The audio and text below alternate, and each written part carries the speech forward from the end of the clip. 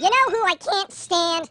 Bullies. These archaic throwbacks really need a physical beatdown 10 times worse than the ones they dole out on a daily basis.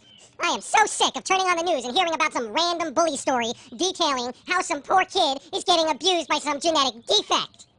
Now, there are a number of ways one can handle a bully, but keep in mind, I'm a cartoon, and you should not take or use any of the advice I give you. With that being said, the easiest thing to do is fight back. And when I say fight back, I don't mean throw a punch. I mean throw a fucking chair. Throw a desk or anything else that is not nailed to the floor. Fight dirty, punch them in the balls, beat them with your backpack, throw them down a flight of stairs. The ends justify the means. So, knock out a few teeth in the process. Now, be warned, you will be dragged into the principal's office after beating a fellow classmate with a desk. But, at that point, make sure you clearly state, I was merely defending myself against continuous attacks perpetrated daily by this Neanderthalic individual and had to resort to drastic measures because the learning institution I attend sat idle without intervention, allowing the routine beatings I received to continue. I should sue you. You may get a few weeks of detention, you may get a few months of jail depending severity of injuries. But, either way, the bully will think twice before laying a hand on you again. Now, the downside of our evolved society is that bullying doesn't end in the schoolyard anymore. It continues on with social networks and other idiotic virtual bullshit that engulf our daily lives. In cases like this, dude, ignore. Just use the ignore option. It's there for a reason.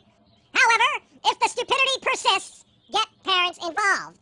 Call the police, or better yet, the FBI. Internet crimes are a federal offense. Get some info from your local authorities and see how your particular situation can be handled. The one thing a bully will fear is their drunken fathers beating the shit out of them because the cops showed up on their doorstep.